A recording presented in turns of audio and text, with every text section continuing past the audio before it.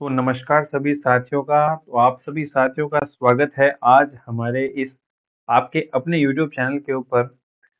आज मैं आपको कक्षा 8 की प्रश्नावली 1.1 से जुड़े गए महत्वपूर्ण तथ्य और प्रश्नावली 1.1 यानी कि संपूर्ण प्रश्नावली एक आपको एक ही वीडियो में करवाने जा रहा हूँ, जो कि पूर्णतया हिंदी माध्यम में रहेगा। तो यदि आपके किसी चाहने वाले आपके किसी मित्र को हिंदी में पढ़ाए गए कंटेंट की आवश्यकता हो, तो मेरा वीडियो उसके साथ में ज़रूर शेयर करें और आपको तो ये वीडियो देखना ही है। अंत तक इस वीडियो को एक बार देखना है और दूसरी बार इसका रिवाइज़ करना है।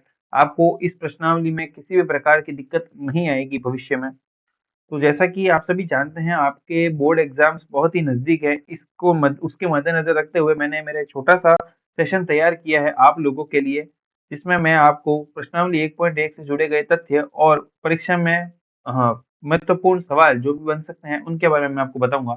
तो बिना किसी देरी के शुरू करते हैं, माता रानी और राधा रानी का आशीर्वाद लेके। तो दोस्तों सबसे पहला हमारा हमारा जो टॉपिक है, हमारा जो मुद्दा है वो है प्राकृत संख्याएँ। प्राकृत संख्याएँ क्या होती है? सबसे पहले उसके बारे में जानते हैं दोस्तों। प्राकृत संख्याएँ वे संख्याएँ होती है जो हमारी प्रकृति में पाई जाती है। प्रकृति में यानी कि जैसे कि हमारे पास में 1 पेन हो सकता है, 2 पेन हो सकते हैं, 3 पेन हो सकते हैं, 5 पेन हो सकते हैं। यानी कि प्राकृत संख्याओं की शुरुआत कहाँ से होती है दोस्तों? 1 से प्राकृत संख्याओं की शुरुआत होती है। यानी कि 1 से 2, 3, 4, 5, 6, 7 इसके अलावा अनंत तक जितनी भी संख्या है, इसको अनंत बोला जाता है दोस्तों। इसे हम अनंत पढ़ते हैं। अनंत यानी कि गांधी जी का चश्मा मतलब अनंत। ये अनंत पढ़ते हैं दोस्तों इसको। यानी कि 1 से अनंत तक जितनी भी संख्याएँ होती हैं, वो सभी प्राकृत संख्याएँ कहलाती है। इसी प्रकार से और इन प्राकृत संख्याओं को एन से डिनोट करते हैं हम लोग। इनका प्रतीक क्या है? एन है, क्योंकि इंग्लिश में इन्हें नेचुरल नंबर्स बोलते हैं, इसलिए इन्हें एन से डिनोट किया जाता है। तो दोस्तों दूसरा टॉपिक है हमारे पास में। पहला था प्राकृत संख्याएं, जो उसकी संख्या 1 से शुरुआत होती है, 1 से लगाकर अनंत तक जितनी भी संख्या होगी सभी प्राकृत संख्या की श्रेणी में आएगी।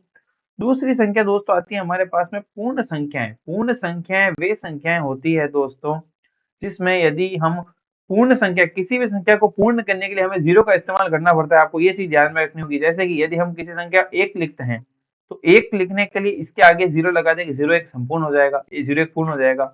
अगर हम 2 लिखते हैं तो 2 नहीं लिखने के बजाय 0 2 लिखेंगे, ये पूर्ण हो जाएगा। तो दोस्तों पूर्ण संख्या में हम जीरो को जब शामिल कर लेते हैं तो वो संख्या पूर्ण संख्या हो जाती है।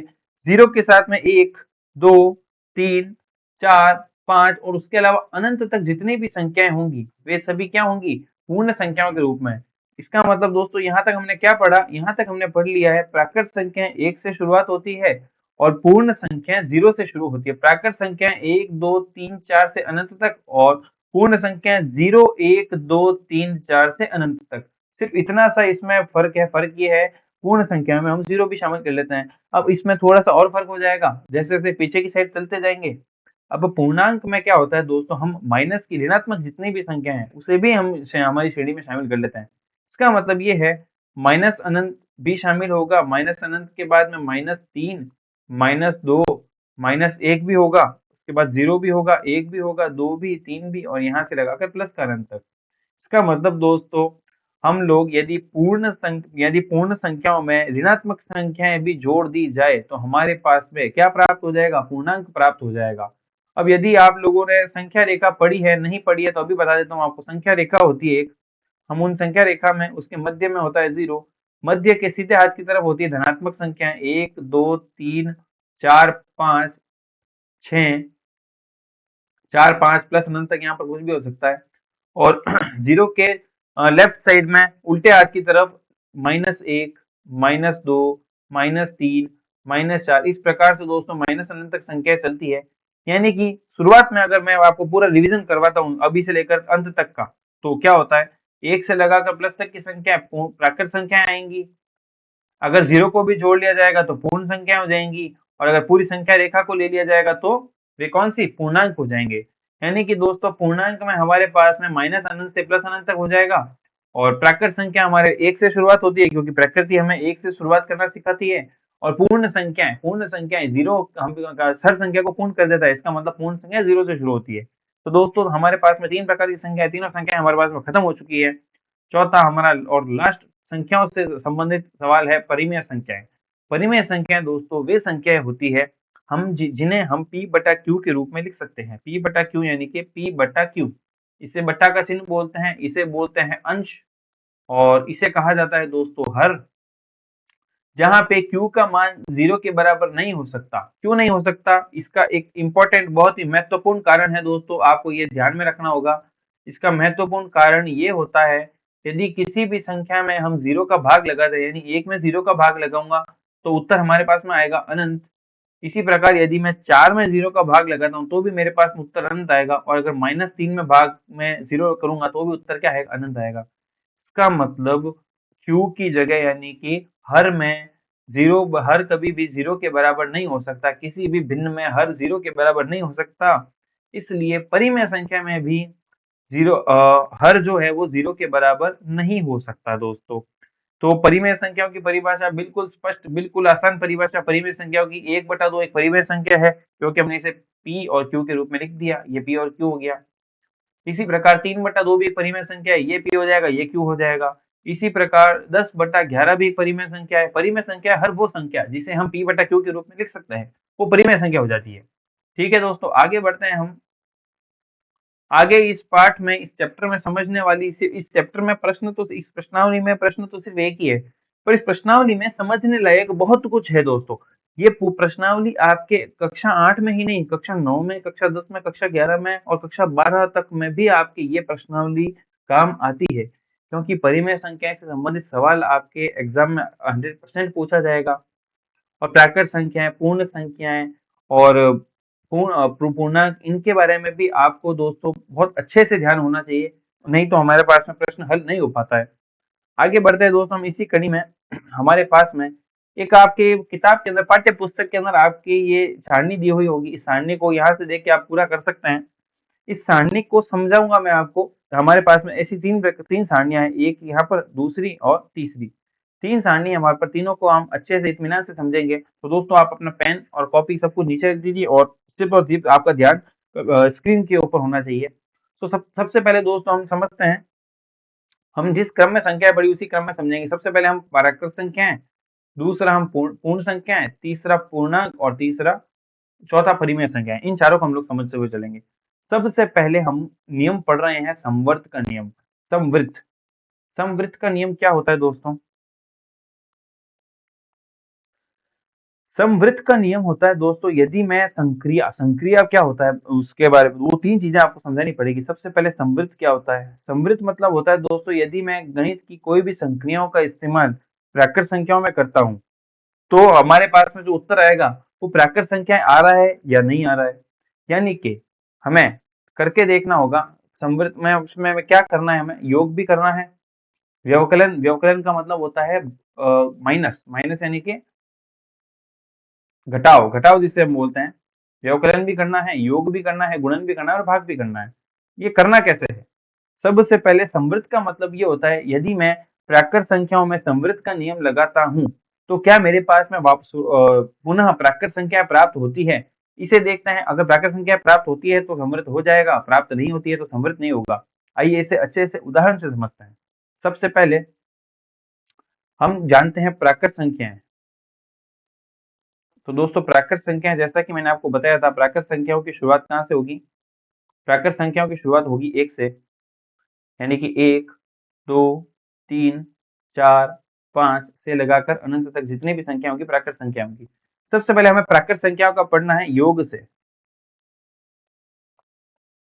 योग, तो हम एग्जाम्पल लेते हैं, उदाहरण लेते हैं दोस्तों। यदि हम लोग उदाहरण के तहत समझते हैं, यानी यदि हम 2 + 5 करते हैं तो हमारे पास में उत्तर क्या आएगा? 7। तो दोस्तों क्या आपको पता है 2 भी एक प्राकृत संख्या है? बिल्कुल है। दोस्तों 5 भी एक प्राकृत संख्या है? बिल्कुल है। और हमारे पास में जो उत्तर आ रहा है वो भी क्या है? एक प्राकृत संख्या ही है। यानी कि प्राकृत संख्याएं समवृत्त में योग के अंतर्गत क्या होगी? सत्य होगी। इसलिए यहाँ पर क्या लिखा हुआ है दोस्तों? प्राकृत संख्याएं योग के अंतर्गत समवृत्त है। इसका मतलब सीधी सी बात यह होती है, प्राकृत संख्याएं एक संख्याओं का एक जोड़ा, एक समुच्चय है।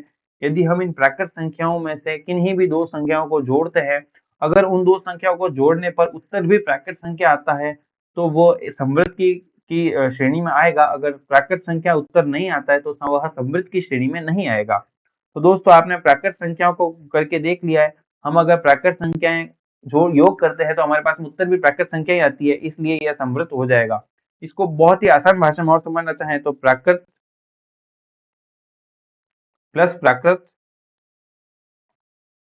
करेंगे, यानी कि प्राकृत प्लस प्राकृत मतलब दो का अगर हम 5 से जोड़ देंगे तो हमारे पास में उत्तर भी क्या आ रहा है, प्राकृत आ रहा है। अगर उत्तर प्राकृत आ रहा है तो क्या होगा, समृद्ध होगा। दोस्तों इसी प्रकार हम दूसरा, हमारे पास में दूसरा होगा व्यवकलन। व्यवकलन का मतलब होता है घटाव। व्यवकलन जिसे हम बोलते हैं घटाव। तो दोस्तों करके देखते हैं। प्राकृत संख्या का घटाव हम लोग जब भी प्राकृत संख्या से करते हैं तो क्या हमारे पास में प्राकृत संख्या आती है, करके देखेंगे। प्राकृत संख्या हम मान लेते हैं हमारे पास में यही को इसी संख्या को ले लेते हैं 2 माइनस 5। 2 में से -5 जाएगा तो उत्तर हमारे पास में -5 आएगा। क्या दोस्तों -3 एक प्राकृत संख्या है? -3 एक प्राकृत संख्या नहीं है। -3 तो पूर्णांक है। दोस्तों देखिए पीछे की ओर, -3 क्या था, -3 वाली संख्या पूर्ण संख्या के पूर्णांक की संख्याओं की कैटेगरी में आ रहा था। यानी कि जो -3 है वो पूर्णांक है, ना कि प्राकृत संख्या। इसलिए दोस्तों व्यवकलन की श्रेणी में यह समृद्ध नहीं होगा। तो ये पूर्णांक नहीं, प्राकृत नहीं है। क्योंकि दोस्तों हम प्राकृत संख्या के लिए पढ़ रहे हैं, इसलिए हमें देखना है ये प्राकृत नहीं है, प्राकृत नहीं, इसलिए समृद्ध नहीं होगा। तो दोस्तों इसी प्रकार हम लोग को, हमने योग का किया, व्यवकलन का किया, अब हमें करना है गुणन का। नंबर 3 हम करेंगे गुणन। गुणन का जब भी हम करते हैं तो दोस्तों वही करना है हमें, प्राकृत संख्या का गुणा प्राकृत संख्या से करके देखना है। प्राकृत गुणा प्राकृत, क्या प्राकृत संख्या आती है, करके देख लेंगे। इसी यही संख्या ले लेते हैं। 2 का गुणा जब हम 5 से करते जाएंगे तो 2 का गुणा 5 से करते हैं तो हमारे पास में उत्तर आता है 10, जो कि एक प्राकृत संख्या है। क्योंकि 1 2 3 4 5 से लगाकर अनंत तक सभी संख्या क्या होगी, प्राकृत संख्या है। इसका मतलब ये भी एक प्राकृत संख्या है, यानी कि यहाँ भी अगर उत्तर प्राकृत संख्या आ चुका है तो ये समृद्ध होगा, समृद्ध होगा। इसी के साथ में हमारा चौथा और आखिरी हमारी संक्रिया होगी, चौथी और आखिरी क्या है, भाग की संक्रिया। भाग में भी हम यही संख्या लेंगे, प्राकृत भाग प्राकृत। प्राकृत संख्या हमारे पास में 5 2 है। 2 का भाग यदि हम 5 में लगाते हैं, यानी कि 2 का भाग 5 में लगाने पर क्या आता है हमारे पास में, 2 भाग 5, यानी कि 2/5। तो दोस्तों 2/5 का उत्तर हमारे पास में आता है 0.4, जो कि एक प्राकृत संख्या नहीं है। क्या है ये, 0.4 प्राकृत संख्या नहीं होती है, क्योंकि प्राकृत संख्या तो 1 से शुरू होती है। 1 2 3 4 5 अनंत तक संख्या प्राकृत संख्या होगी। क्योंकि हमारे पास में उत्तर 0.4 आया है, इसलिए समृद्ध नहीं होगा।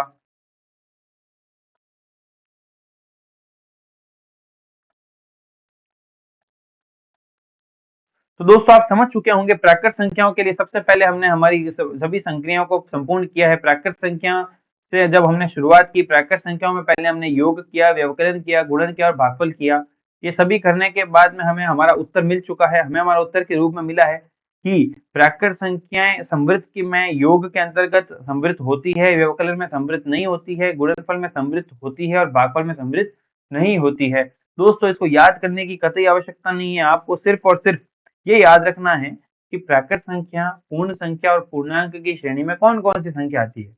उसके पश्चात में आप परीक्षा हॉल के अंदर स्वयं ही ये हल करके देख सकते हैं, पता चल सकता है कि और समृद्ध का मतलब पता होना चाहिए आपको कि समृद्ध का मतलब होता क्या है। समृद्ध का मतलब ये होता है आपने गणित में कोई भी संक्रिया पूरी की, यानी कि यदि आपने गणित में योग किया, घटाव किया, गुणन किया या भागफल किया, चारों में से अगर आप कुछ भी करते हैं, अगर आपका उत्तर उसी श्रेणी की संख्या आता है तो वह संख्या समृद्ध होगी। अगर वो उसी श्रेणी की संख्या नहीं आता है तो समृद्ध नहीं होगी।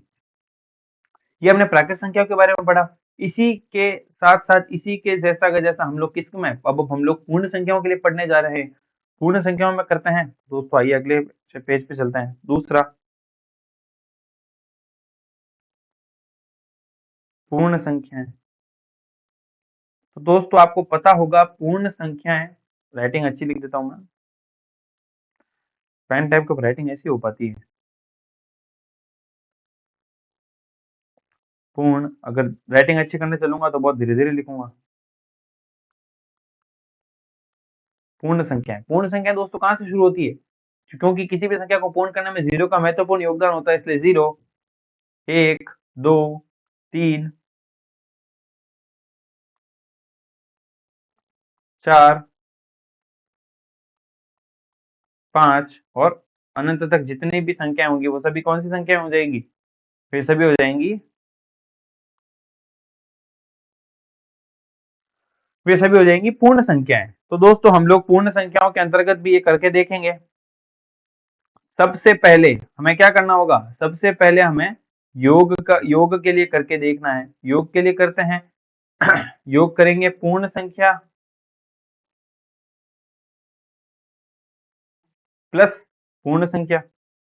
यदि पूर्ण संख्या में पूर्ण संख्या को जोड़ा जाता है और उत्तर पूर्ण संख्या आता है तो यह योग के लिए समृद्ध हो जाएगा। कौन सी संख्या लेते हैं हम लोग? कोई भी संख्या ले सकते हैं। तो हम लोग ले लेते हैं 0+4, क्योंकि 0 एक पूर्ण संख्या और 4 भी एक पूर्ण संख्या है। 0 और 4 को जोड़ने पर उत्तर क्या आ रहा है? 4। तो क्यों, और 4 भी क्या है? एक पूर्ण संख्या है, क्योंकि दो पूर्ण संख्याओं को जोड़ने पर उत्तर हमारे पास में पूर्ण संख्या आ रहा है, इसलिए पूर्ण संख्या योग के लिए क्या होगी? समृद्ध हो जाएंगी। इसी प्रकार हम लोग व्यवकलन के लिए देखेंगे। अब दोस्तों फटाफट करेंगे, थोड़ा जल्दी से स्पीड में करेंगे। व्यवकलन के लिए देखते हैं दोस्तों, यदि मैं पूर्ण संख्या माइनस पूर्ण संख्या करता हूं और मेरे पास में उत्तर भी पूर्ण संख्या आ रहा है तो वह व्यवकलन के लिए समृद्ध हो जाएगा। पूर्ण संख्या, जैसे मैंने यहाँ पर 0 लिया था 0 लूंगा, 4 लिया था 4 लूंगा, 0 में से -4 जाएगा, उत्तर -4 आ रहा है। क्या -4 पूर्ण संख्या होती है? नहीं होती है पूर्ण संख्या। -4 पूर्ण संख्या नहीं होती है। पूर्ण संख्या तो शुरुआती 0 से होती है। यानी कि पूर्ण संख्या होती क्या है? 0 से लगाकर अनंत तक। माइनस का तो उसमें कोई हिसाब किताब ही नहीं है, इसलिए हमारे पास में यह, क्योंकि ये क्या है? पूर्ण संख्या नहीं है,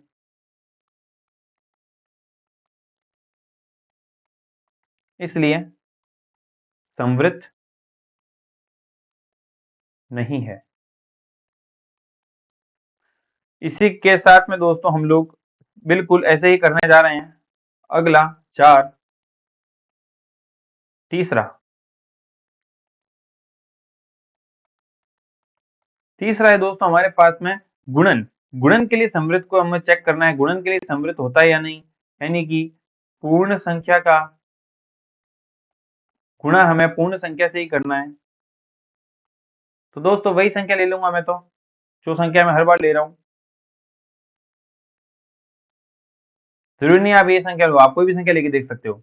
तो पूर्ण संख्या में 0 का गुणा जब मैं 4 से करता हूँ तो 4 का गुणा आप 0 से करेंगे तो उत्तर क्या आएगा? 0, क्योंकि किसी भी संख्या का गुणा करने पर अगर किसी भी संख्या को 0 से गुणा करते हैं तो उत्तर हमेशा 0 आता है, जो कि एक पूर्ण संख्या होता है। यानी कि पूर्ण संख्या होता है, यानी कि इसलिए क्या है? समृद्ध होगा। दोस्तों बिल्कुल इसी प्रकार हमें चौथा और लास्ट भागफल वाली संक्रिया को हमें पूर्ण करके देखना है। भागफल में क्या होगा? पूर्ण संख्या का भाग करूंगा मैं पूर्ण संख्या से। पूर्ण संख्या का भाग मैं करूंगा पूर्ण संख्या से, जगह नहीं है यहाँ पे।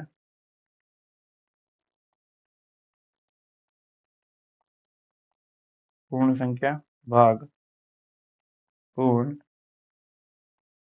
संख्या। तो पूर्ण संख्या मेरे पास में दोस्तों है 0। 0 का जब मैं भाग करूंगा 4 से, तो 0 का भाग करूंगा 4 से तो हमारे पास में उत्तर आ जाएगा 0। पर यदि मैं 0 भाग 4 नहीं करके, क्योंकि 4 भी एक पूर्ण संख्या है और 0 भी एक पूर्ण संख्या है, 4 भाग 0 करता हूं, यानी कि 4/0 करता हूं, तो मेरे पास में उत्तर क्या आ जाएगा?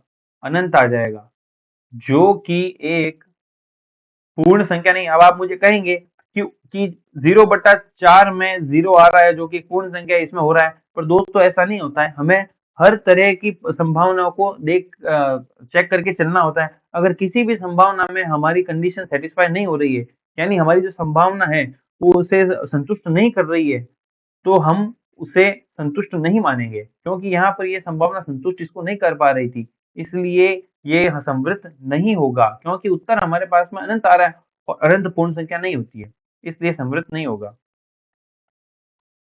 इसलिए समृद्ध नहीं।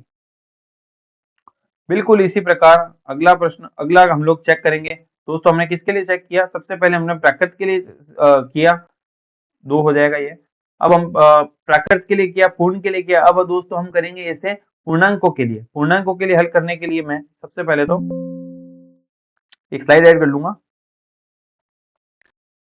यानी कि पूर्णांक दोस्तों होते क्या क्या हैं। जैसा कि मैंने आपको बताया है, पूर्णांक होते हैं माइनस अनंत से -4, -3, -2, -1, 0, 0, 1, 2, 3, 4 से लगाकर अनंत तक जितनी भी संख्याएं होती हैं दोस्तों, क्या होती हैं? पूर्णांक होती है। तो सबसे पहले हमें वही चीज करनी है जो चीज मैं आपको शुरुआत से कराता जा रहा हूँ। ये सिर्फ और सिर्फ देखने में लंबा है, पर बिल्कुल भी मुश्किल नहीं है, बहुत ही आसान है। करना कुछ नहीं है, आपको सिर्फ और सिर्फ समझना है, आपको पता होना चाहिए, याद नहीं करना है, कुछ भी याद नहीं करना है, आपको सिर्फ ये समझना है। तो सबसे पहले हम लोग योग के लिए शुरुआत करेंगे। तो पूर्णांक को चेक करेंगे हम लोग, योग के लिए समृद्ध है या फिर नहीं है। योग के लिए देखते हैं सबसे पहले, जैसे पूर्णांक प्लस पूर्णांक, हमारे पास में उत्तर दो पूर्णांकों को योग करने पर अगर उत्तर पूर्णांक आता है तो वह संख्या हमेशा पूर्णांक के लिए समृद्ध हो जाएंगी। तो पूर्णांक में सबसे पहले मैं -4 को एक पूर्णांक मान लेता हूँ, क्योंकि -4 एक पूर्णांक है। प्लस मैं यहाँ पर इसको 3 को ले लेता हूँ। अगर -4 में मैं 3 को योग करूंगा तो मेरे पास में उत्तर -1 आता है। -1 एक पूर्णांक संख्या है, तो -1 एक पूर्णांक है, इसलिए ये समृद्ध हो जाएगा। बिल्कुल आपको ऐसे सिर्फ मन में करके देखना है, आपको सिर्फ पता होना चाहिए पूर्ण संख्या क्या होती है, पूर्णांक क्या होता है, प्राकृत संख्या क्या होती है। उसके बाद में करना बिल्कुल भी मुश्किल नहीं है। पूर्णांक है इसलिए समृद्ध होगा, बिल्कुल सीधी बात। दूसरी बात हमारे पास में आ चुकी है व्यवकलन के लिए। तो व्यवकलन में भी हम लोग बिल्कुल इसी प्रकार से करके देखेंगे, पूर्णांक माइनस पूर्णांक। तो पूर्णांक क्या है दोस्तों? -4, और दूसरा पूर्णांक है -4 में से 3 को घटा दूंगा, -4 -3, तो मेरे पास में उत्तर आता है -7। क्या दोस्तों -7 एक पूर्णांक संख्या है? बिल्कुल है, -7 एक पूर्णांक है, क्योंकि ये भी एक पूर्णांक है।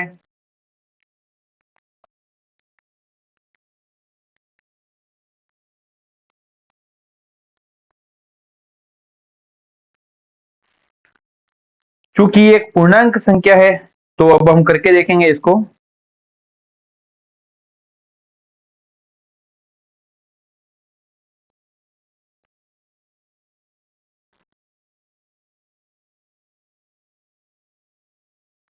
इसलिए समृद्ध होगा।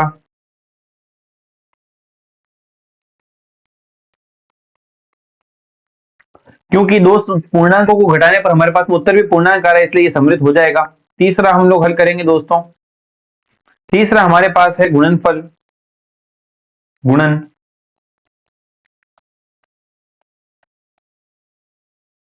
इसमें क्या करना है दोस्तों?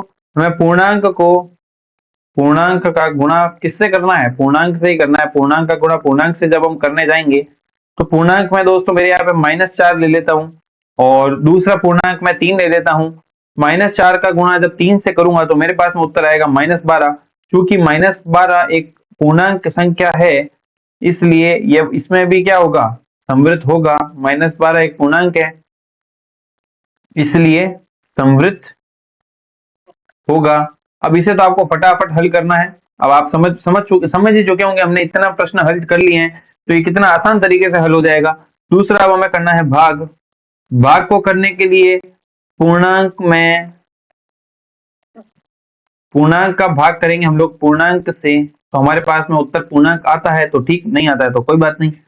पूर्णांक, पहला पूर्णांक है हमारे पास में -4। -4 का जब हम भाग करेंगे, -4 का भाग करेंगे हम लोग 3 से, तो इसे लिखते हैं -4/3। अब क्योंकि उत्तर हमारे पास में भिन्न में आ रहा है, बट्टा में आ रहा है, और बट्टा की जो संख्याएं होती है, तो ना तो पूर्ण संख्या होती है, ना प्राकृत संख्या होती है, ना ही पूर्णांक होती है। तो इसलिए क्योंकि ये पूर्णांक नहीं है, पूर्णांक नहीं है, तो 4/3 संख्या कौन सी है, पूर्णांक नहीं है, तो 4/3 है हमारे पास में, -4/3 है हमारे पास में परिमेय संख्या। परिमेय संख्या वो संख्या होती है जिन्हें हम t/q के रूप में लिख सकते हैं। ये पूर्णांक तो नहीं है, पूर्णांक नहीं है, इसलिए समृद्ध नहीं है, इसलिए समृद्ध नहीं। अब दोस्तों हमने यहाँ पे आपके सामने तीसरा भी हल करवा चुका हूं, 3 चीजें हल हो चुकी है। अब अंत में हमारे पास में एक ही रह जाता है, परिमेय संख्याएं। ठीक है, अब परिमेय संख्या को भी हल करके बता दूंगा आपको, 2 3 4। चौथा हमारे पास में आ जाएगा परिमेय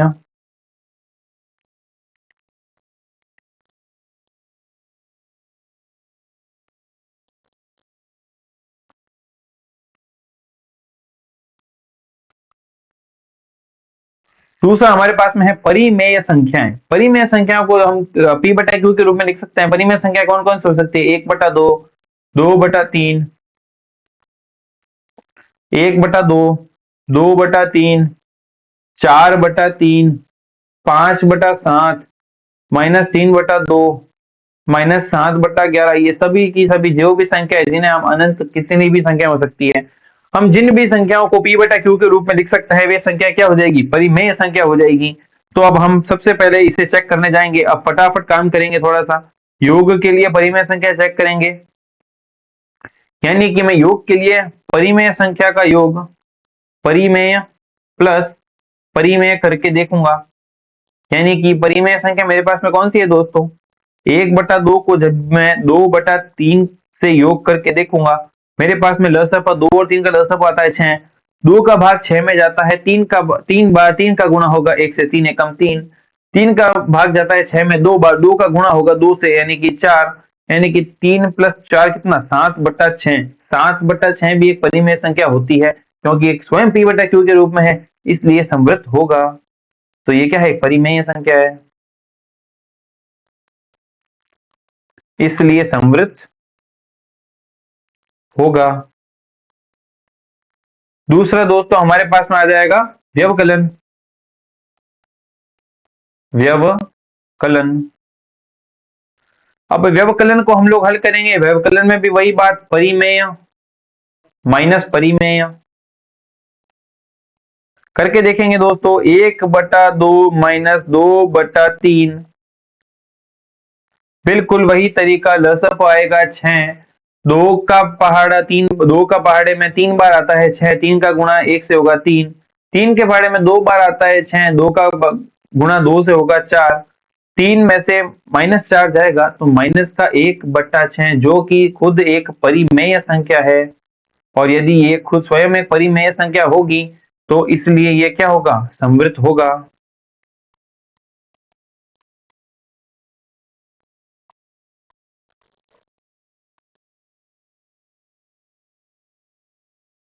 बिल्कुल इसी प्रकार से दोस्तों हमें गुणन और भागफल भी चेक करना होगा। गुणन और भागफल चेक करने के लिए नई स्लाइड ले लूंगा मैं।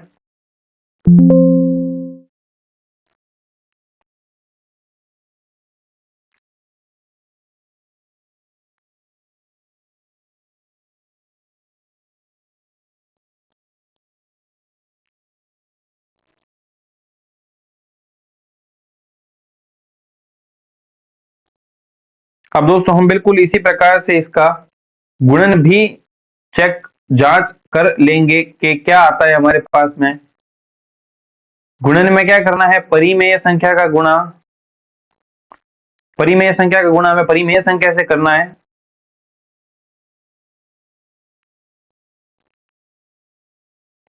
परिमेय गुणा परिमेय।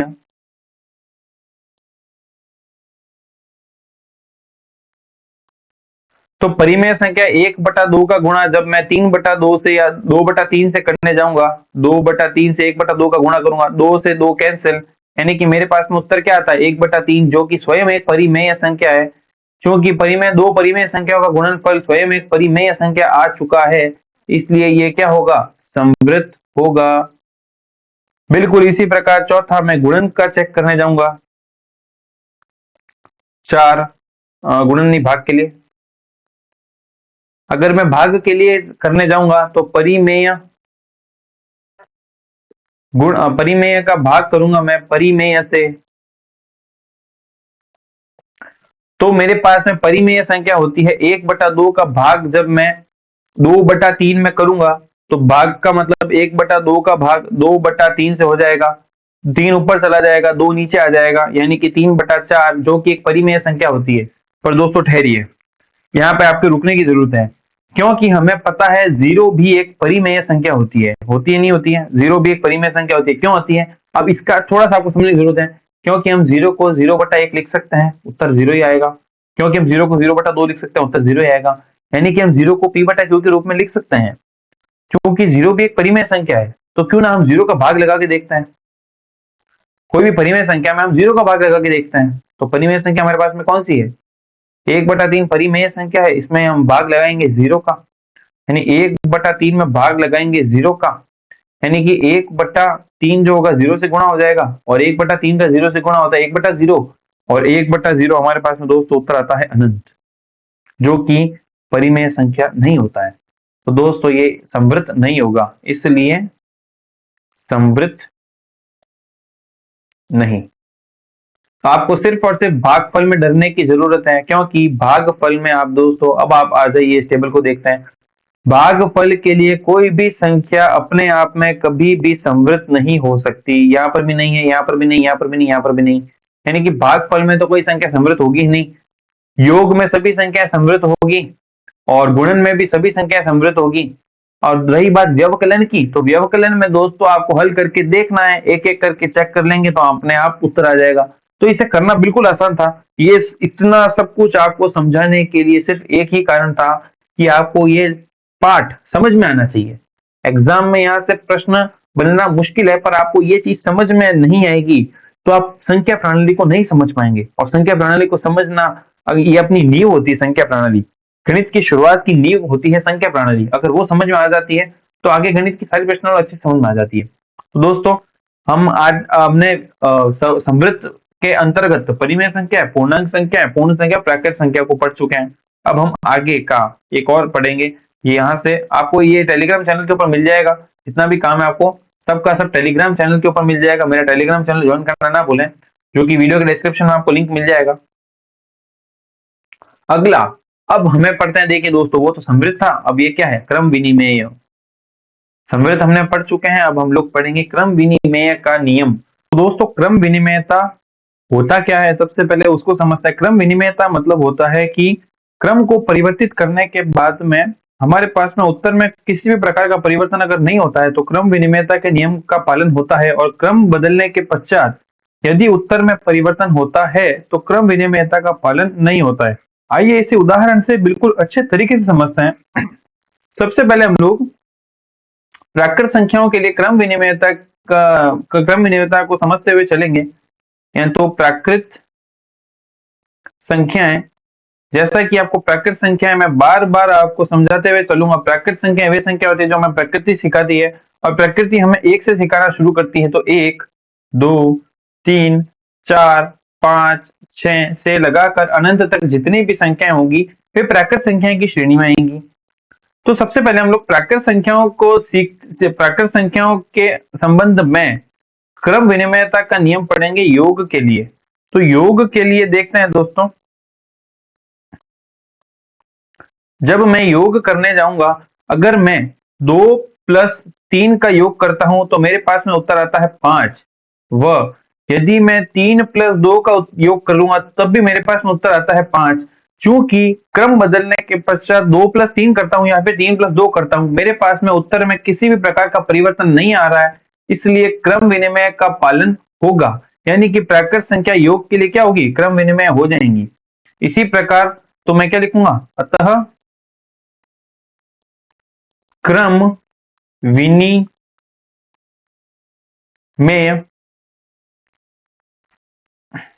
अतः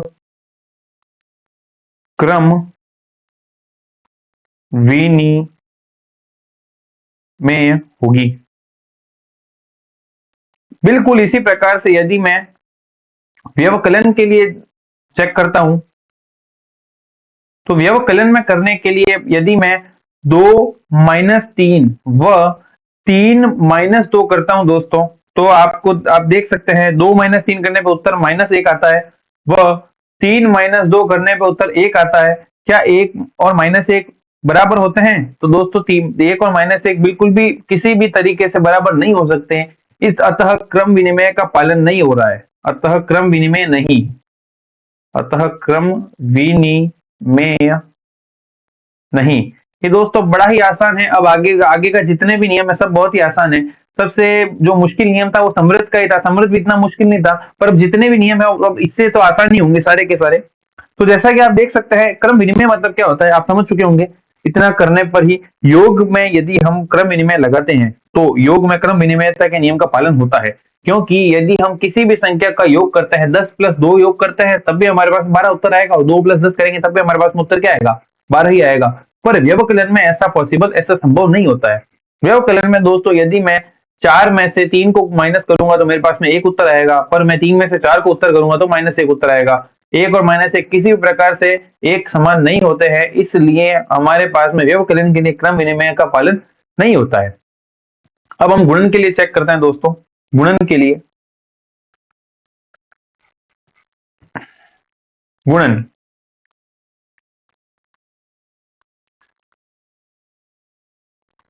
तो दोस्तों करके देखते हैं। गुणन के लिए यदि मैं 5 का गुणा 7 से करूंगा व यदि मैं 7 का गुणा 5 से करूंगा, 5 का गुणा 7 से करता हूं तो उत्तर आता है 35, और 7 का गुणा 5 से करूंगा तो भी उत्तर आएगा 35, क्योंकि 35 और 35 आपस में बराबर संख्या होती है, अतः क्रम विनिमय का पालन हो जाएगा, अतः क्रम विनिमय होगा। बिल्कुल इसी प्रकार दोस्तों अब हमें भाग के लिए चेक करना है। भाग के लिए क्या ये क्रम विनिमय का पालन होगा? दोस्तों भाग के लिए क्रम विनिमय का पालन नहीं होगा। हम शुरुआत में हम ऐसे ही बता सकते हैं क्यों नहीं होगा, आपको पता होगा, क्योंकि भाग में यदि मैं 5 का भाग 5 नहीं लेके मैं 10 ले लेता हूं, यदि 10 का भाग हम लोग 5 से करेंगे व 5 का भाग हम लोग 10 से करेंगे तो मेरे पास में उत्तर बिल्कुल ही अलग आएगा। 10 भाग 5 होता है 10/5 व 5 भाग 10 अलग ही आता है। 10 का भाग अगर 5 का भाग अगर 10 में लगाएंगे तो उत्तर आएगा 2 व 10 का 5 में अगर 10 का भाग लगाया जाएगा तो हमारे पास में उत्तर आएगा 0.5, यानी कि 1/2 उत्तर होता है। तो क्या 2 और 1/2 समान है? बिल्कुल समान नहीं है, ये तो 2 है और ये आधा है, बिल्कुल अब आपस में समान नहीं होते हैं, अतः क्रम विनिमय नहीं होगा, अतः क्रम विनिमय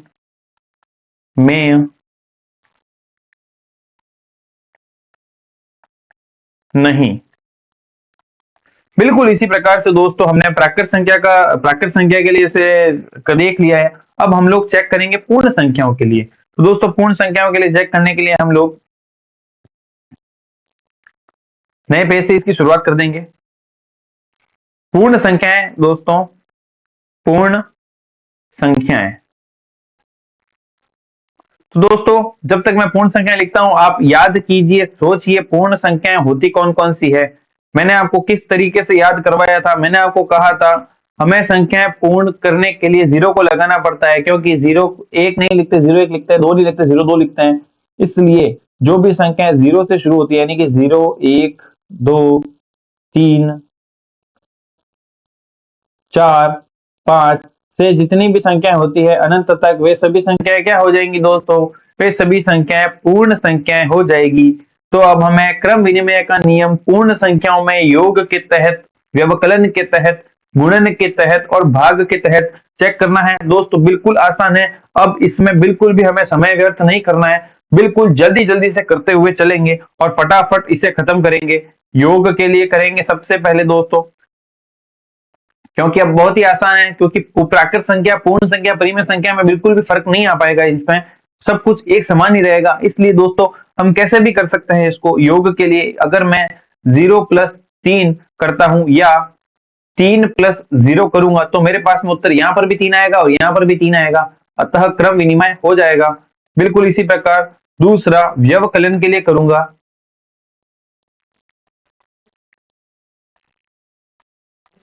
व्यवकलन, तो दोस्तों व्यवकलन के लिए हम करेंगे पूर्ण संख्या के लिए। अगर मैं 0 में से 3 को घटाऊंगा या 3 में से 0 को घटाऊंगा तो मेरे पास में उत्तर बिल्कुल ही अलग आएगा, क्योंकि 0 में से 3 को घटाने पर मेरे पास में उत्तर -3 आ रहा है और 3 में से 0 घटाने पर उत्तर क्या आ रहा है, 3 आ रहा है। क्योंकि तीनों -3 अलग होता है तो क्रम विनिमय नहीं होगा। बिल्कुल इसी प्रकार तीसरा नंबर हमारे पास में आएगा गुणन का। गुणन का चेक करके देखेंगे,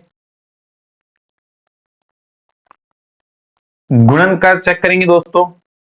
गुणन के लिए यदि मैं कोई भी संख्या ले लेता हूं, 3 का गुणा मैं 2 से करूंगा व 2 का गुणा मैं 3 से करूंगा तो मेरे पास में उत्तर यहां पर भी 6 आएगा और यहां पर भी 6 आएगा, तो क्रम विनिमय का पालन हो जाएगा। अंत में मेरे पास में आएगा भाग। भाग में दोस्तों चेक करके देखेंगे।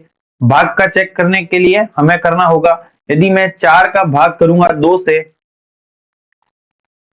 नहीं तो 0 लेके देख लेते हैं। 0 का भाग मैं करूंगा 2 से या 2 का भाग करूंगा मैं 0 से, तो मेरे पास में उत्तर बिल्कुल अलग अलग आएगा।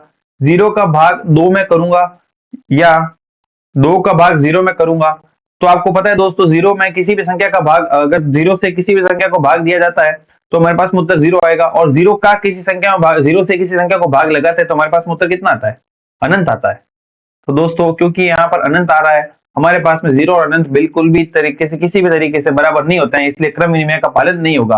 कि जहां पर भी मैंने राइट लगाया, आपको क्रम विनिमय का पालन लिखना है, क्रम विनिमय होगा, और जहां पर भी मैंने नहीं लिखा है वहां पर लिखेंगे क्रम विनिमय नहीं होगा। ठीक है, इतना तो आप कर ही सकते हैं, क्रम विनिमय नहीं।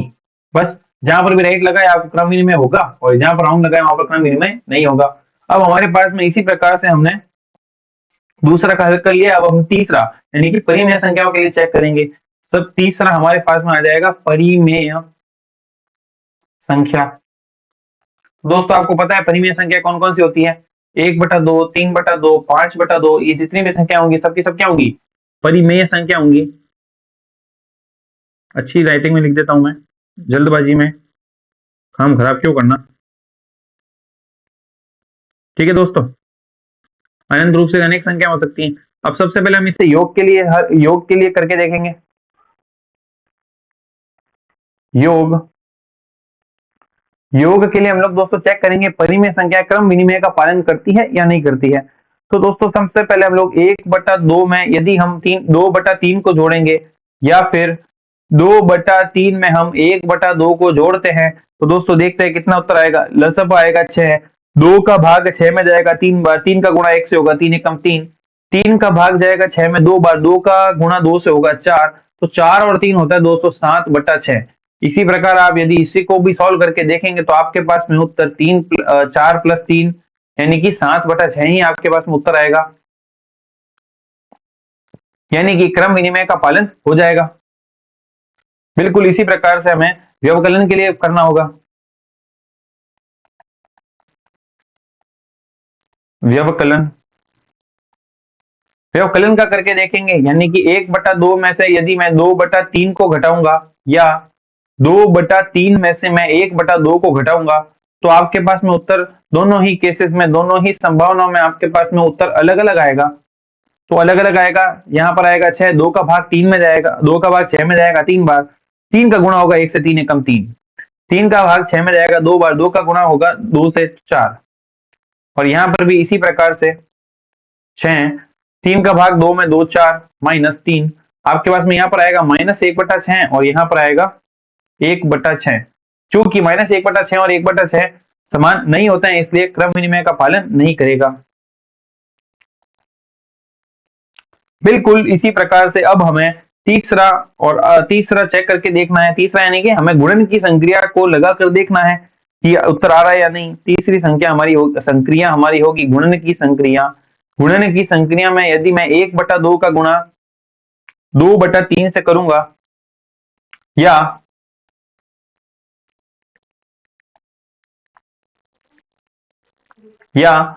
2/3 का गुणा 1/2 से करूंगा तो मेरे पास में क्या उत्तर आएगा देखते हैं। 2 2 से कट जाएगा, 1/3 आएगा यहाँ पे, या 2 2 से कट जाएगा और 1/3 यहाँ पर आएगा।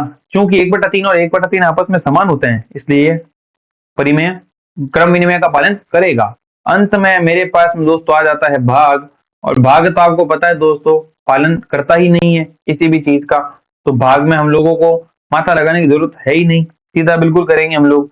भाग यदि मैं करता हूं क्रम विनिमय का पालन करता है या नहीं करता है, तो दोस्तों भाग के रूप में परिमेय संख्या क्रम विनिमय का पालन बिल्कुल कतई नहीं करेंगे, क्योंकि यदि मैं 1/2 का भाग करूंगा 3/2 से तो मेरे पास में उत्तर अलग आएगा, या यदि मैं 3/2 का भाग 1/2 से करता हूँ, उसके अगर संबंध में देखा जाए तो आप करके देखेंगे 1/2 भाग का चिन्ह हटाने के लिए, इसे गुणा में परिवर्तित करने के लिए इससे आगे वाली भिन्न को पलट दिया जाता है।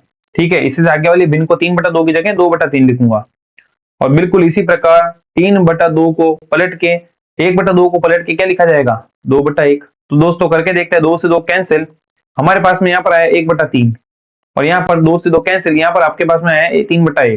तो 3/1 और 1/3 और 3/1 आपस में क्या है अलग है, इसलिए क्रम विनिमय का पालन नहीं करेगा। तो हमारे पास में क्रम विनिमय नियम खत्म हो गया है, संवृत नियम खत्म हो गया है। तीसरा और अंतिम हमारे पास में नियम आएगा दोस्तों सह साहचर्य का नियम। अब तो साहचर्य का नियम क्या होता है, इसे भी हमें चारों संख्याओं के लिए पढ़ना होगा, प्राकृत संख्या, पूर्ण संख्या, पूर्णांक और परिमेय संख्या। अगर मैं चाहूं तो मैं ये छुड़वा भी सकता हूं, पर मैं ऐसा नहीं करूंगा, मैं आपको एक एक चीज समझाते हुए चलूंगा। ये मैं आपको फिर से बताना चाहूंगा, ये पाठ है तो बहुत ही छोटा, प्रश्न इसके अंदर 2 ही है, पर इस पाठ में समझाने लायक बहुत कुछ है। यदि आपको आपके अध्यापक ने ये सब चीजें नहीं समझाई है तो आप गलत जगह से पढ़ रहे हैं। आपको ये चीजें आनी चाहिए और ये चीजें समझ में आनी चाहिए, तभी आपका पढ़ा हुआ तो महत्वपूर्ण साबित होगा, फलपूर्ण है, नहीं तो फिर नहीं रह पाएगा। आगे बढ़ते हैं दोस्तों, हम लोग साहचर्य का नियम पढ़ते हैं। साहचर्य का नियम क्या होता है, अभी तक हम लोग समृद्ध का नियम पढ़ चुके हैं और क्रम विनिमय का नियम पढ़ चुके हैं। अब अंत में हम लोग पढ़ेंगे साहचर्य का नियम। साहचर्य का नियम पढ़ने के लिए जैसे आपको समृद्ध समझाया, जैसे आपको क्रम विनिमय समझाया, उसी प्रकार से आपको साहचर्य भी समझा दूंगा मैं। साहचर्य समझाने के लिए सबसे पहले मैं पीपीटी को ऐड कर लूंगा।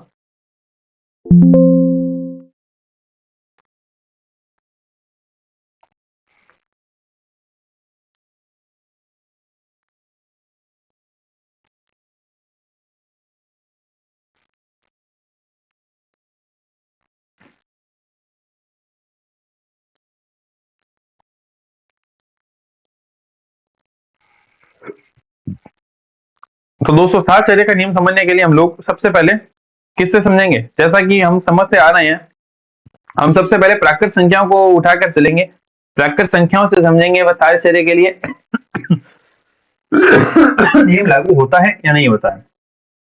सबसे पहले दोस्तों हमारे पास में आती है प्राकृत संख्याएं। दोस्तों मुझे लगता है आप अब तक जान ही चुके होंगे प्राकृत संख्याएं कौन कौन सी होती है, क्योंकि मैंने आपको बताया है प्राकृत संख्याएं वे संख्याएं होती है जो हमें प्रकृति सिखाती है, और प्रकृति हमें एक से सिखाती है। एक के बाद 2, 3, 4, 5, 6 से अनंत तक जितनी भी संख्या होंगी वे सभी क्या होंगी दोस्तों प्राकृत संख्या होंगी। तो प्राकृत संख्याओं में हमें सबसे पहले योग के तहत समझना होगा, योग के तहत साहचर्य का पालन करेगी या नहीं करेगी।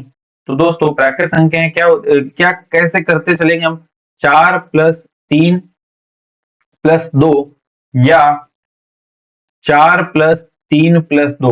अब आप देखेंगे ये तो बिल्कुल सही, ये बिल्कुल वैसा का वैसा लिखा हुआ है, इसमें तो बिल्कुल भी परिवर्तन नहीं है। तो दोस्तों साहचर्य का नियम होता है, यदि आप पहले शुरुआत की 2 को, यानी कि पहले आप प्रारंभ की 2 संख्याओं को हल करेंगे और उसके बाद में दूसरी को हल करेंगे, या आप पहले अंत की 2 संख्याओं को हल करेंगे और उसके बाद में पहली संख्या को हल करेंगे। यदि आपके पास में उत्तर बराबर आता है, समान आता है, तो वह संख्याएं साहचर्य का पालन करती है और नहीं तो नहीं करती है। मुश्किल होगा समझने में, कोई बात नहीं, उदाहरण से सब कुछ आसानी से स्पष्ट हो जाएगा। जैसे कि करके देखता है, 4+3 को जोड़ेंगे हम लोग तो 7 आएगा, और 7 और 2 को जोड़ेंगे तो हमारे पास में आएगा 9। यहाँ पे चलते हैं, 4+3 और 2 को जोड़ेंगे, क्योंकि हमें पता है सबसे पहले हम लोग कोष्टक को हल करते हैं। बोर्ड मास का नियम होता है कोष्टक को पहले हल किया जाता है, इसलिए मैंने इसमें ब्रैकेट लगाया, कोष्टक लगाया है। पहले हम लोग कोष्टक को हल करेंगे। कोष्टक को हल करेंगे तो 3 और 2 कितना होता है 5, और 5 और 4 कितना हो जाएगा 9।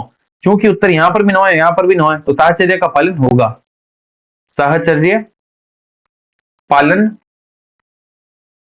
होगा।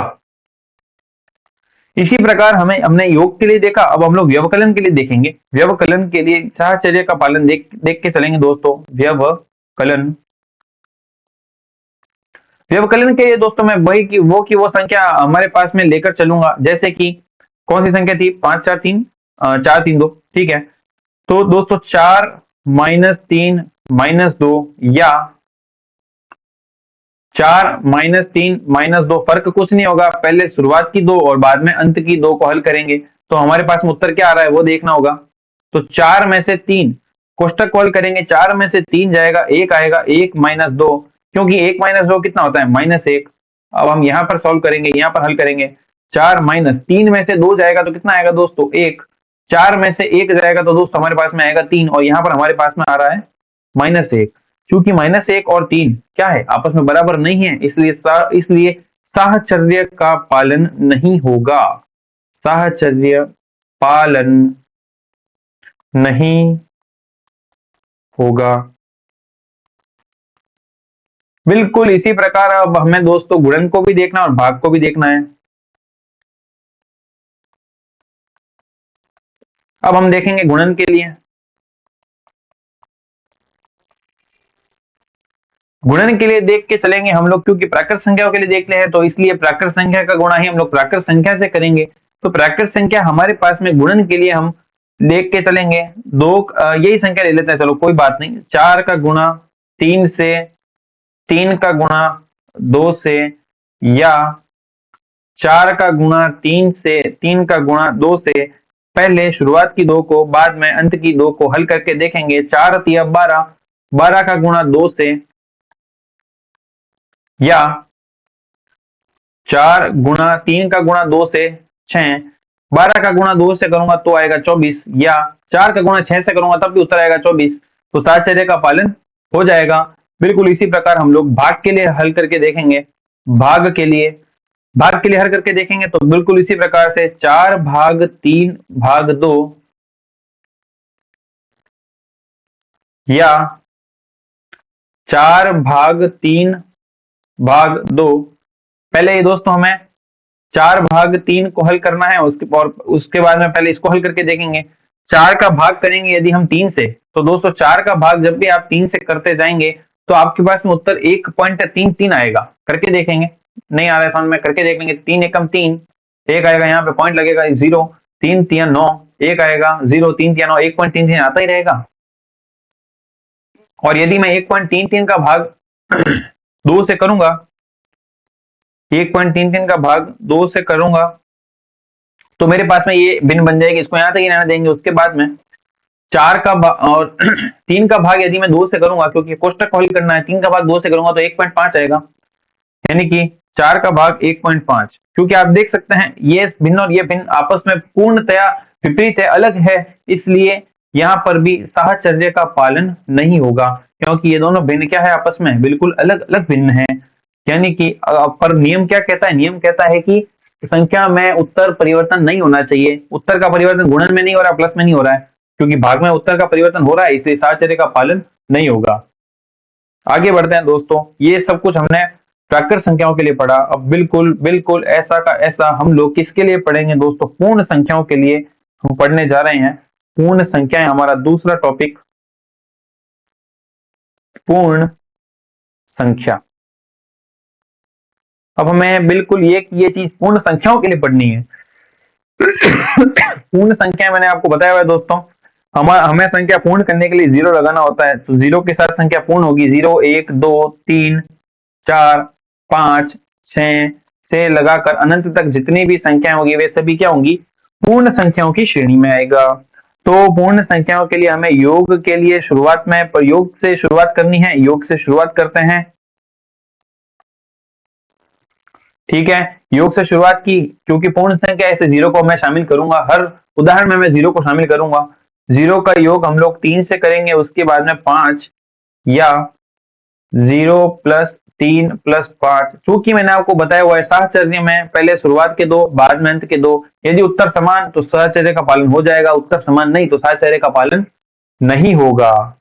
तो 3 में 0 को जोड़ूंगा तो मैं उत्तर आएगा 3 प्लस 5, या क्योंकि कोष्टक को पहले हल किया जाता है इसलिए 0 प्लस 3 प्लस 5 कितना होगा 8।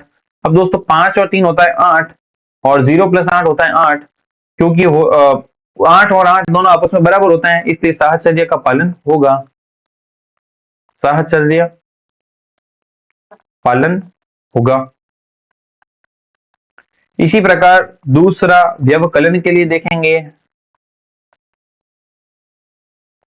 तो व्यवकलन के लिए देखने के लिए मैं वही एग्जांपल, वही उदाहरण 0 माइनस 3 माइनस 5 या 0 माइनस 3 माइनस 5, पहले शुरुआत के दो फिर अंत के दो। 0 में से 3 जाएगा तो माइनस का 3 माइनस का 5, उसके बाद में 0 माइनस 3 में से माइनस 5 जाएगा तो आपके पास में माइनस का 2 बचेगा। बड़े ही सावधानी से इसे हल करना है, क्योंकि माइनस आने के बाद में प्रश्न थोड़ा सा जटिल बन जाता है। -3 और -5 होता है -8, और यहाँ पर माइनस और माइनस हो जाएगा प्लस, यानी कि हमारे पास में 0 प्लस 2 का उत्तर कितना आएगा 0, क्योंकि -8 और 2 कहीं भी किसी भी तरीके से बराबर नहीं होता है, इसलिए साहचर्य का पालन नहीं होगा दोस्तों। यहाँ पर मैं क्रॉस लगा रहा हूं, साहचर्य का पालन नहीं होगा। तीसरा, अगले पेज पे करेंगे, इसको लिख देता हूं मैं, साहचर्य पालन नहीं होगा, साहचर्य पालन नहीं होगा। तीसरी संक्रिया हमारे पास में होगी गुणन की संक्रिया।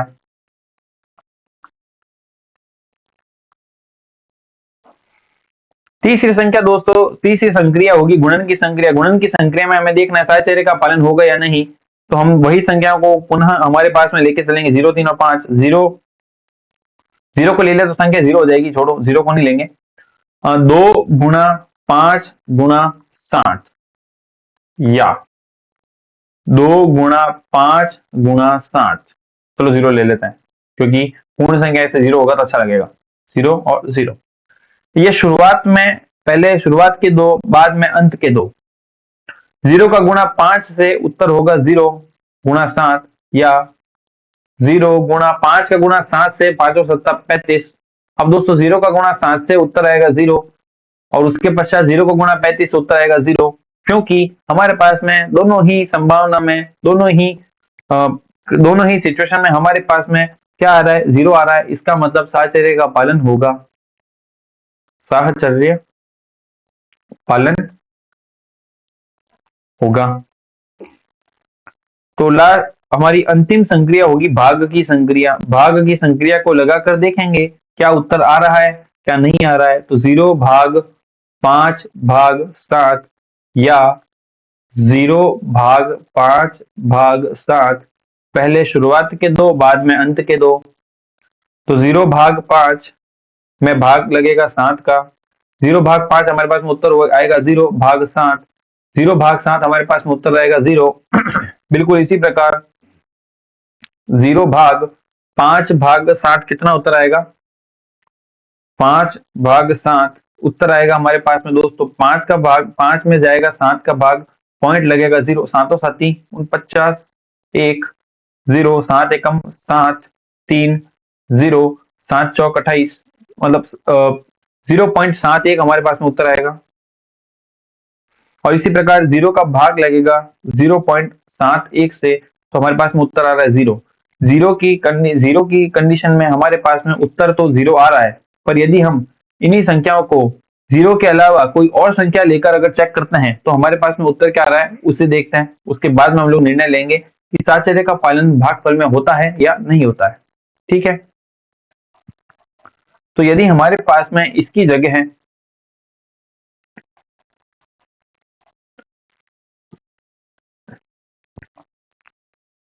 8 भाग 4 भाग 2, पहले शुरुआत के दो, उसके बाद में 8 भाग 4 भाग 2।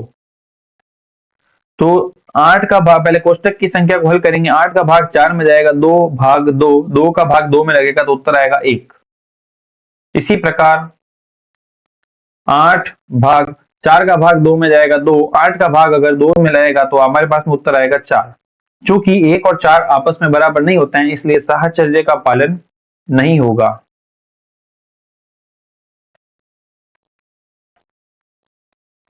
अगर किसी एक भी संभावना में उत्तर गलत आ जाता है तो साहचर्य का पालन नहीं हो पाता है, साहचर्य पालन नहीं होगा। तो दोस्तों ये प्राकृत संख्याओं के साथ में भी, प्राकृत संख्या पूर्ण संख्या के साथ में हमारे ये टॉपिक खत्म हो गया है, पर अब एक लास्ट और अंत में बाकी है हमारे पास में, इसी को चेक करना है लास्ट में परिमेय संख्या के तहत। अंत में हमारी संख्या आ जाएगी, परिमेय संख्या के तहत हमें चेक करना होगा कि साहचर्य का पालन होगा या नहीं होगा।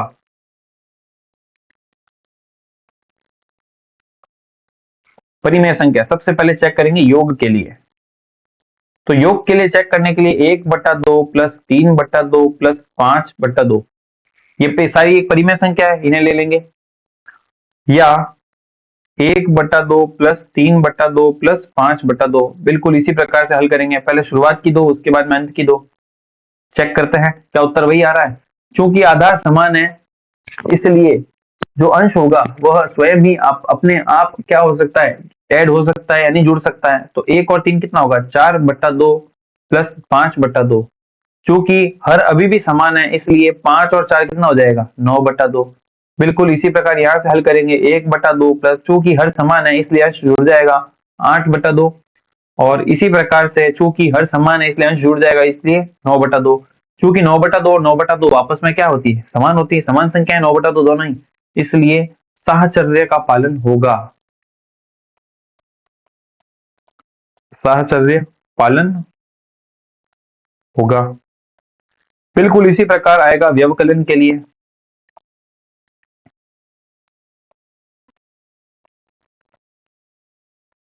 व्यवकलन, व्यवकलन के लिए करके देखेंगे, 1/2 माइनस 3/2 माइनस 5/2, या 1/2 माइनस 3/2 माइनस 5/2। पहले शुरुआत के दो, बाद में अंत के दो। चूंकि पहले कोष्टक को हल किया जाएगा, इसलिए हर यदि समान है तो अंश सीधा प्लस या माइनस हो सकता है, यानी एक में से माइनस का 3 जाएगा तो माइनस का 2/2 माइनस 5/2। चूंकि हर समान है इसलिए अंश अपने आप ही या तो जोड़ सकता है या फिर घट सकता है, यानी माइनस का 2 और माइनस का 5 कितना हो जाएगा, माइनस का 7/2। बिल्कुल इसी प्रकार से यहाँ पर भी हल करना है, 1/2 माइनस, हर समान है इसलिए 3 में से माइनस का 5 जाएगा, यानी कि -2/2। अब माइनस और माइनस आपस में हो जाएगा प्लस, 1/2 प्लस 2/2। क्योंकि हर समान है इसलिए उत्तर आएगा 3/2। -7/2 यहाँ आ रहा है और 3/2 यहाँ पे आ रहा है, यानी कि ये आपस में समान नहीं है, इसलिए साहचर्य का पालन नहीं होगा, साहचर्य पालन नहीं होगा।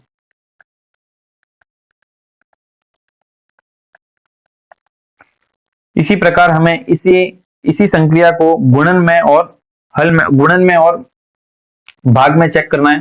गुणन में और भाग में चेक करके देखते हैं कि साहचर्य का पालन होगा या नहीं होगा।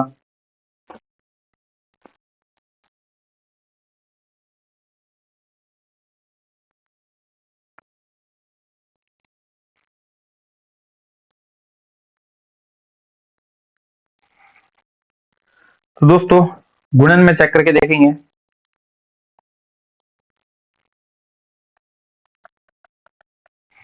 नंबर 3 है गुणन। गुणन में करने के लिए 1/2 का गुणा 3/2 से और 3/2 का गुणा 5/2 से, या 1/2 का गुणा 3/2 और 3/2 का गुणा 5/2। अब इसे हल करेंगे, पहले शुरुआत के दो, बाद में अंत के दो। गुणा करते हैं, 1 का गुणा 3 से तो 3, 2 का गुणा 2 से तो 4, गुणा 5/2, 5 का गुणा 3 से तो 15, 4 का गुणा 2 से तो 8। या उसी प्रकार से 1/2 कोष्टक खोल करेंगे, 3 का गुणा 5 से 15, 2 का गुणा 2 से 4, यानी कि 15 का गुणा 1 से तो 15 और 4 का गुणा 2 से तो 8। इसलिए साहचर्य पालन होगा। इसी के साथ आपको अंत में भाग का अपने आप स्वयं करें, स्वयं करके देखना है, स्वयं करें और उत्तर कमेंट बॉक्स में बताएं। कमेंट में उत्तर बताएं। ठीक है दोस्तों, इस पूरे के पूरे आपको जितनी भी क्लास ली इसका लिंक आपको टेलीग्राम चैनल में मिल जाएगा और टेलीग्राम में आपको इस पूरे क्लास की आपको फाइल भी मिल जाएगी अपलोड हुई हुई। यहाँ तक आपको मैंने दोस्तों कितना, यहाँ तक देख सकते हैं आप, इतना यहाँ से लगाकर हमने पहले ये पढ़ा, उसके बाद में ये सब कुछ आपको समझाया है, बिल्कुल भी गैप नहीं दिया है, बिल्कुल भी काम चोरी नहीं की है, सब कुछ पूरा पूरा आपको समझाया है। अंत में आपको एक होमवर्क में दिया है, इसे आप होमवर्क में करेंगे। अभी भी ये सवाल यहाँ पर खत्म नहीं हुआ है, ये चैप्टर यहाँ पर खत्म नहीं हुआ है। अब आपको 4 चीजें समझनी और उसके बाद में आपको प्रश्नोत्तर करना है। तो आपका ये जो पूरा चैप्टर है, पूरा जो पाठ अध्याय है प्रश्नावली 1.1 और पूरी प्रश्नावली संपूर्ण कहा जाए तो पूरी प्रश्नावली आपकी खत्म हो जाएगी। आपको 4 चीजें अब और समझनी है।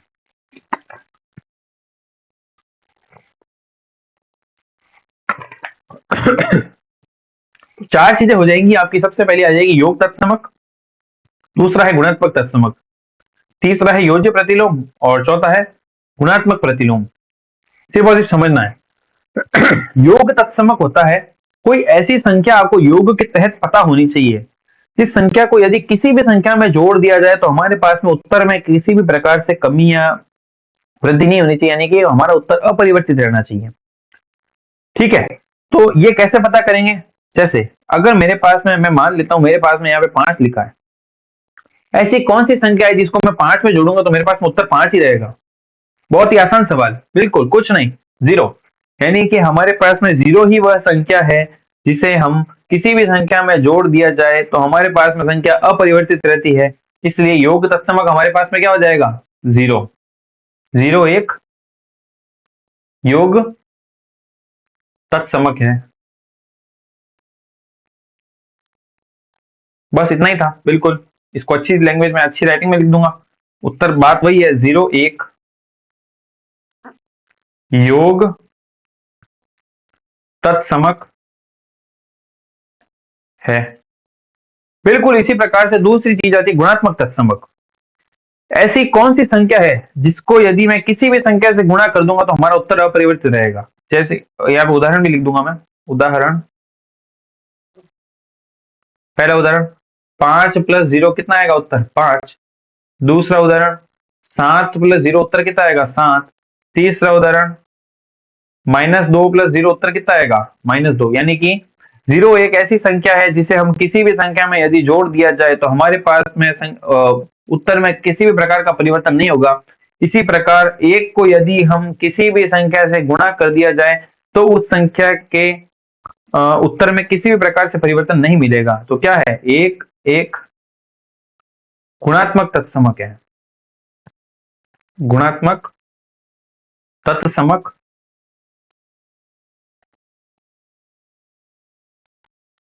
बिल्कुल गुणात्मक तत्समक। इसके लिए उदाहरण अगर मैं आपको देना चाहूं तो इसके लिए उदाहरण बहुत ही आसान है, बिल्कुल सिंपल, बहुत ही आसान। यदि मैं 5 का गुणा 1 से करता हूं तो मेरे पास में उत्तर 5 आ जाएगा। यदि मैं 7 का गुणा 1 से करूंगा तो मेरे पास उत्तर 7 आ जाएगा, यानी कि उत्तर में परिवर्तन नहीं हो रहा है। इसी प्रकार यदि मैं -2 का गुणा 1 से करता हूं तो मेरे पास में उत्तर -2 ही रहेगा, यानी कि मेरे पास में उत्तर परिवर्तित नहीं हो रहा है। इसलिए एक क्या होगा? एक होगा गुणात्मक तत्समक और 0 क्या हो जाएगा? 0 हो जाएगा योग तत्समक। 0 एक योग तत्समक है और एक क्या है? एक गुणात्मक तत्समक है। इसी प्रकार योज्य प्रतिलोम और गुणात्मक प्रतिलोम दो चीजें हैं। योज्य प्रतिलोम वह प्रतिलोम होता है, योज्य प्रतिलोम बदलता रहता है। कैसे बदलता रहता है अभी बताता हूं। मान लीजिए हमारे पास में एक संख्या है 10। अब इस संख्या में ऐसी कौन सी संख्या, योज्य मतलब क्या होगा? योग। ऐसी कौन सी संख्या को जोड़ दिया जाए कि हमारे पास में उत्तर कितना आना चाहिए? उत्तर आना चाहिए हमारे पास में 0। इसे इस तरीके से शॉर्ट में याद रखेंगे। योज्य प्रतिलोम में उत्तर कितना आएगा? योज्य प्रतिलोम में उत्तर आना चाहिए 0। योज्य प्रतिलोम में उत्तर कितना आएगा? उत्तर आएगा 0। और गुणात्मक प्रतिलोम में उत्तर कितना आएगा? 1। बस ये अगर पता है तो आपका उत्तर आराम से हो जाएगा। उत्तर आएगा 1। कैसे? उदाहरण, यदि मेरे पास में कोई संख्या है 5, तो 5 में ऐसी कौन सी संख्या मैं जोड़ दूंगा कि मेरे पास में उत्तर 0 आएगा? तो 5 में मैं यदि -5 को जोड़ दूंगा, -5 जुड़ेगा, 5 नहीं -5 जुड़ेगा। बिल्कुल गौर फरमाइएगा इस चीज पे। 5 प्लस जुड़ रहा है, क्या जुड़ रहा है? -5। आप देख सकते हैं प्लस और माइनस कितना हो जाएगा? प्लस और माइनस हो जाएगा माइनस, यानी कि 5 - 5 उत्तर कितना आ जाएगा? 0। यानी 5 का योज्य प्रतिलोम कितना हो जाएगा? 5 का योज्य प्रतिलोम हो जाएगा -5। तो ये उदाहरण हमारे पास में बिल्कुल तय है। उदाहरण, 5 का योज्य प्रतिलोम -5 होगा। अब मान लेते हैं इसी प्रकार से हमारे पास में संख्या है 7, -7, तो इसका योज्य प्रतिलोम क्या होगा? -7 में ऐसी कौन सी संख्या मैं जोड़ दूंगा कि मेरे पास में उत्तर 0 आ जाएगा? तो बिल्कुल आसान है। -7 में यदि मैं 7 को जोड़ दूंगा, क्योंकि -7 और प्लस का 7 उत्तर कितना आएगा? 0। तो -7 का योज्य प्रतिलोम कितना हो जाएगा? ये तो 7 का योज्य 5 का योज्य प्रतिलोम 5 होगा, -5 होगा। तो 7 का योज्य प्रतिलोम, माइनस का लिखना है ना, माइनस के 7 का योज्य प्रतिलोम कितना हो जाएगा? 7 होगा। बिल्कुल आसान। क्या होगा, क्यों होगा, देख लीजिए। 5 को यदि हम 5 में -5 को जोड़ेंगे तो हमारे पास में उत्तर कितना आएगा? 0। बिल्कुल इसी प्रकार यदि -7 में प्लस के 7 को जोड़ेंगे तो हमारे पास में उत्तर आ जाएगा 0, जो कि हमारी परिभाषा से बिल्कुल स्पष्ट होता है। योज्य प्रतिलोम की परिभाषा से स्पष्ट हो रहा है। अब अंत में हमारे पास में अंत का टॉपिक, बिल्कुल समझने की चीज, क्योंकि इस पूरी प्रश्नावली में सब कुछ समझने लायक ही था। प्रश्न तो बहुत आसान चुटकियों में हो जाएंगे, एक चुटकी में प्रश्न आपके हल हो जाएंगे, पर समझने लायक सब कुछ था इसके अंदर।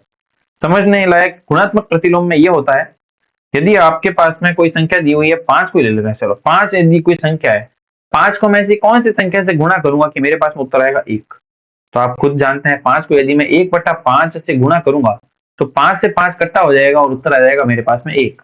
इसी प्रकार यदि मैं -5 का गुणा किससे करूंगा? -5 का यदि मैं गुणा -1/5 से कर दूंगा तो माइनस और माइनस प्लस और 5 से 5 कट जाएगा तो उत्तर कितना आ जाएगा? 1। तो गुणात्मक प्रतिलोम निकालना भी अब आपको आ चुका होगा। गुणात्मक प्रतिलोम होता है किसी भी संख्या को, ऐसी कौन सी संख्या जिसमें गुणा करने पर कितना आ जाएगा? 1 आना चाहिए। मैंने आपको क्या बताया था? योज्य प्रतिलोम में उत्तर 0 आएगा और गुणात्मक प्रतिलोम में उत्तर कितना आएगा? उत्तर आएगा 1। इससे अच्छी राइटिंग में लिख देता हूं मैं, उत्तर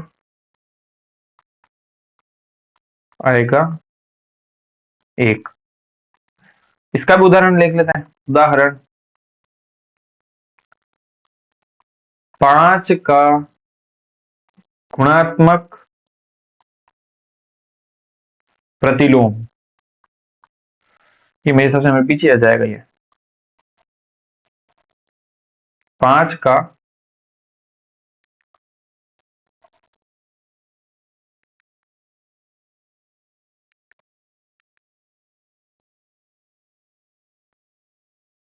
गुणात्मक प्रतिलोम,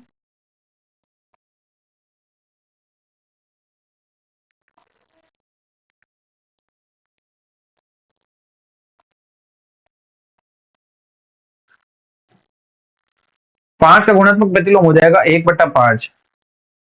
कैसे? यदि मैं 5 का गुणा 1/5 से करूंगा तो मेरे पास में उत्तर 5 से 5 कटने के बाद में उत्तर कितना आ जाएगा? 1 आ जाएगा। इसलिए 5 का गुणात्मक प्रतिलोम कितना हो जाएगा? 1/5। दोस्तों, ये हमारे पास में गुणात्मक प्रतिलोम, योग तत्समक, गुणात्मक तत्समक और ये सब कुछ आपको समझ में आ चुका है। अब हम लोग प्रश्नावली 1.1 की तरफ बढ़ते हैं। तो प्रश्नावली 1.1 कुछ नहीं करना है, सिर्फ और सिर्फ आपको समझना है, हो गया काम। आपको जो समझने का काम था इतना ही था। अब आपको सिर्फ और सिर्फ देखना है क्या था। पहला, निम्नलिखित प्रत्येक में गुणन के अंतर्गत उपयोग किए गए गुणधर्मों का नाम लिखिए। तो दोस्तों पहले प्रश्न में हमें सबसे पहले कौन से गुणधर्म का उपयोग किया गया है, जैसा कि आप देख सकते हैं हमारे यहाँ पर इसका गुणा -4/5 का गुणा जब हम 1 से कर रहे हैं या फिर 1 का गुणा -4/5 से हो रहा है, तो हमारे उत्तर में -4/5 यानी किसी भी प्रकार का परिवर्तन नहीं आ रहा है। इसका मतलब ये कौन सी हमारी गुणधर्म है, जो अभी मैंने आपको अभी रिसेंटली आपको ये समझाया था मैंने कि 1 का गुणा किसी भी संख्या में यदि मैं कर दूंगा तो वह संख्या में किसी भी प्रकार से परिवर्तन नहीं होगा, इसलिए एक क्या है, एक है गुणात्मक तत्समक। तो यहाँ पर हमारे पास में जो गुणधर्म इस्तेमाल हुआ है, जो गुणधर्म उपयोग में आया है, वो क्या है, गुणात्मक तत्समक। गुणात्मक तत्समक की जो प्रॉपर्टी, गुणात्मक तत्समक का जो गुणधर्म है, वो हमारे पास में यहाँ उपयोग में आया है, तो हम सीधे से आंसर लिख देंगे इसका गुणात्मक तत्समक। बिल्कुल इसी प्रकार से दूसरा प्रश्न हमारे पास में है, -13/17 का गुणा मैंने -2/7 से हुआ है, उसके बाद में -2/7 का गुणा -13/17 से हुआ है। इसका मतलब यहाँ पर सिर्फ और सिर्फ क्रम का परिवर्तन हो चुका है। पहले -13/7 था और उसके बाद में -2/7 था, उसके बाद में -2/7 पहले आ गया और उसके बाद में 13/17 आ चुका है। इसका मतलब यहाँ पर कौन सा नियम आया है दोस्तों, यहाँ पर क्रम विनिमेय का नियम आया है। आपको चिल्ला चिल्ला कर बता चुका हूं मैं, क्रम विनिमेय का नियम कहते हैं इसको, क्रम विनिमेयता। इसमें क्रम परिवर्तन करने के बाद में यदि उत्तर में परिवर्तन नहीं होता है तो उसको क्रम विनिमेयता कहते हैं। तीसरा प्रश्न दोस्तों, तीसरा चीज आपके पास में -19/29 को जब भी हमने 29/-19 से गुणा किया तो हमारे पास में उत्तर 1 आ चुका है। और दोस्तों उत्तर 1 कब आता है, उत्तर 1 आता है दोस्तों, देखिए यहाँ पर उत्तर 1 आता है गुणात्मक प्रतिलोम में। तो हमारे पास में यहाँ पर कौन सा गुणधर्म उपयोग में आया है, गुणात्मक प्रतिलोम का गुणधर्म प्रयोग में आया है, गुणात्मक प्रतिलोम।